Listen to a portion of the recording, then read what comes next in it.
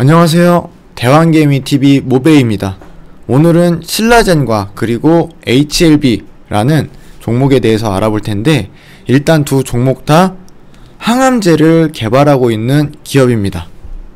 임상 결과가 올해 상반기에 나온다는 예정에 있어요. 그 내용과 함께 어떤 부분이 다른지 알아보도록 하겠습니다. 일단 HLB 같은 경우에는 표적 항암제를 만들고 있는 기업이고, 신라젠은 카티를 이용한 면역 항암제를 개발 중인 기업입니다. 이 부분에 대해서는 좀 더 자세하게 보도록 할게요. 여기 그림이 있는데 보시면 1세대, 2세대, 3세대라고 보이시는데, 보통 우리가 알고 있는 항암제 치료를 받는 도중에 뭐 구토가 심하고 머리가 이제 모발이 막 탈모가 오고 이런 부분들이 있잖아요.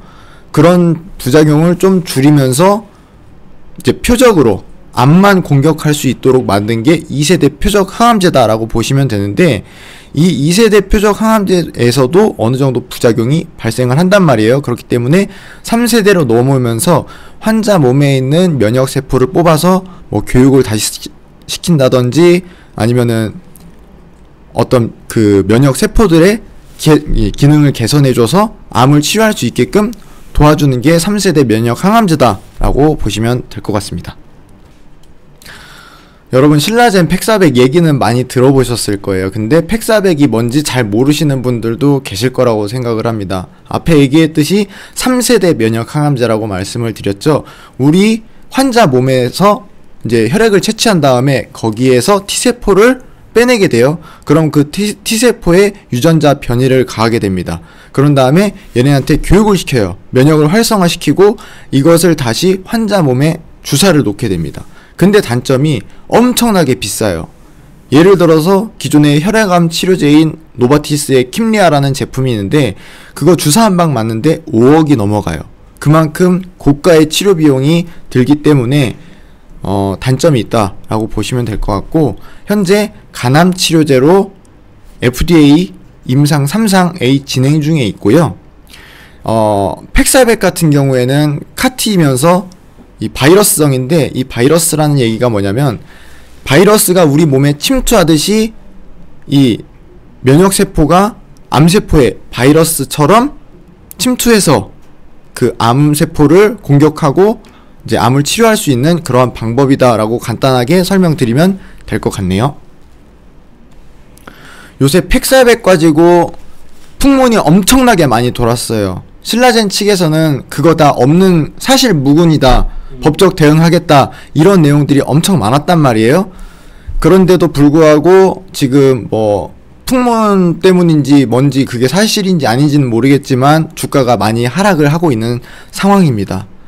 여하튼간에 그 내용을 좀 더 자세하게 보자면, 포커스라고 불리우는데 이 팩400 글로벌 임상 3상을 일컫는 말이고요.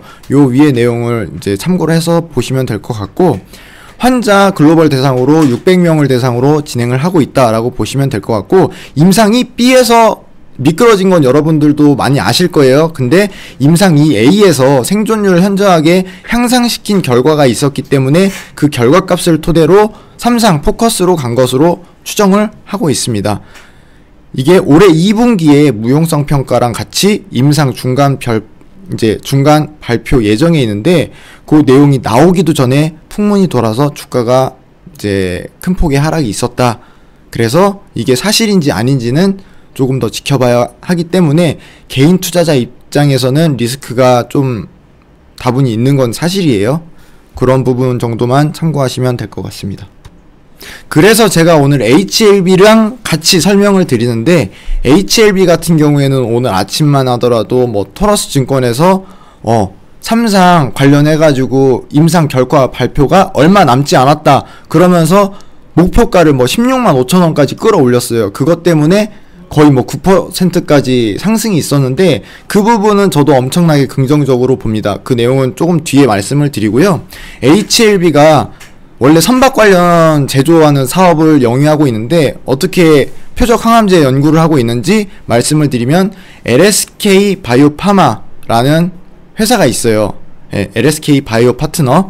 이 회사에서 표적 항암제를 연구 개발하고 있기 때문에 연결 회사라서 HLB 관련된 이제 표적 항암제 사업을 하고 있다고 보시면 될 것 같습니다.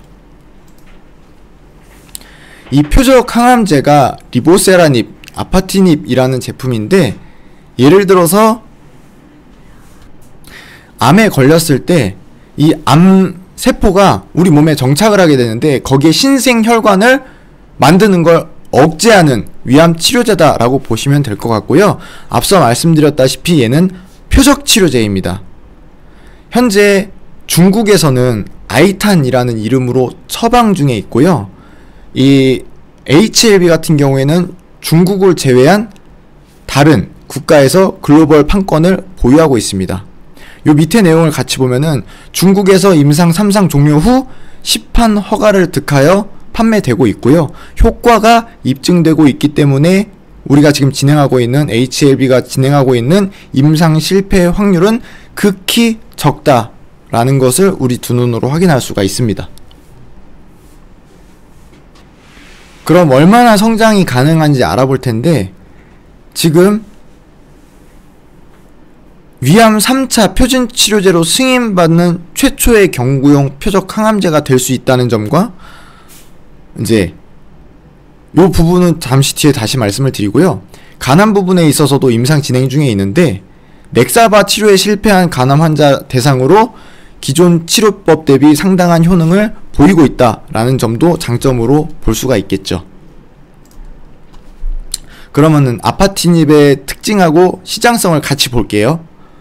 위암 3차 치료제다라고 말씀을 드렸죠. 근데 얘는 경구용 제제예요. 그러니까 우리가 먹는 거란 말이에요. 그렇기 때문에 경제성 그리고 복용 편의성, 이런 장점을 가지고 있다라고 보시면 될 것 같고, 경쟁 약물이 있는데 릴리의 실암자 그리고 로슈 아바스틴, 요 제품들하고 기전이 동일하기 때문에 안정성이라든지 향후 미래 가치도 어느 정도 우리가 확인할 수 있다. 그래서 요 밑에 보시면 2017년 기준 실암자 매출이 8,600억, 아바스틴은 7조 5천억 원을 기록했습니다.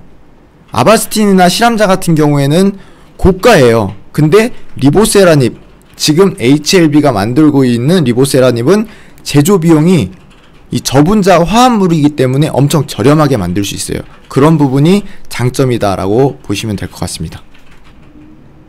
제가 아까도 말씀을 드렸지만 중국에서는 아이탄이라는 이름으로 처방이 되고 있어요. 현재 임상이 거의 95% 이상 진행이 됐고요. 올해 2분기 안에 임상 종료 예상을 하고 있습니다. 그렇기 때문에 이런 부분에 있어서 기대감이 크고, 아까도 말씀드렸지만 증권사에서 리포트가 나왔단 말이에요. 잠시 뒤에 제가 기사를 한번 보여드릴 건데, 그 부분과 함께 간암 치료제로서도 개발 중이면서 임상을 3상부터 진행하기 위해서 FDA와 협의 중이다 라는 점도 장점이라고 보시면 될 것 같고요.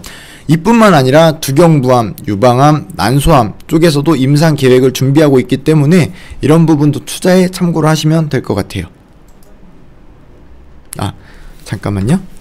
예, 제가 그러면은 요 부분에 대해서 토러스 증권에서 나온 기사를 한번 같이 보도록 하겠습니다. 이게 아침에 나온 뉴스인데, 토러스 증권에서 HLB 리보세라닙 임상 3상 임박 강력 매수라는 기사가 나왔어요. 목표 주가가 16만 5,700원입니다. 아까도 말씀을 드렸지만 2분기 안에 임상 결과 발표 예정에 있고, 중국에서 이미 판매가 되고 있다라는 점을 감안했을 때 이 종목은 정말 현재 시점에서 메리트 있는 가격대가 아닌가라고 생각이 들고요. 그런 부분은 차트를 통해서 제가 한번 말씀을 드려볼게요. 자, 보시면 어제 종가가 81,100원이었는데 오늘 9.74% 오른 87,900원에 장을 마감했습니다. 거래량도 기존보다 높았죠. 자, 그러면은 우리가 여기를 볼게요. 지난해 5월달에 기대감으로, 이때는 오로지 기대감이죠. 기대감으로 15만 1,500원까지 갔었단 말이에요. 그러면은 2분기라고 하면은 4, 5, 6밖에 안 남았어요. 뭐 조금 더 늦어진다고 하고 가을까지 간다고 해볼게요. 그러면은 뭐 물론 100%는 아니지만 이 HLB가 리보세라닙을 삼상이 완료를 해서 신약으로 판매할 수 있다는 FDA 허가가 나왔다고 했을 때 이 종목이 15만원 넘어가지 않을까요? 기본적으로 여기까지는 오르지 않을까요? 그냥 다분히 제 의견입니다. 근데 지금 차트상으로 봤을 때는 물론 추세대로 봤을 때 삼각수렴에서 상단에 있는 건 맞아요. 여기서 맞고 떨어질 수도 있습니다. 하지만 그래도 기대감 그리고 안정적으로 저점을 높여주고 있는 지금의 모습이 긍정적으로 볼 수 있고, 아까도 말씀드렸지만 제가 반복적으로 말씀을 드려요.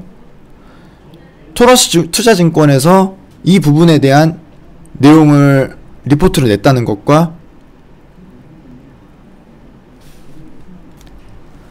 중국에서 판매하고 있다는 점은 정말 긍정적으로 볼 수 있는 내용이고요.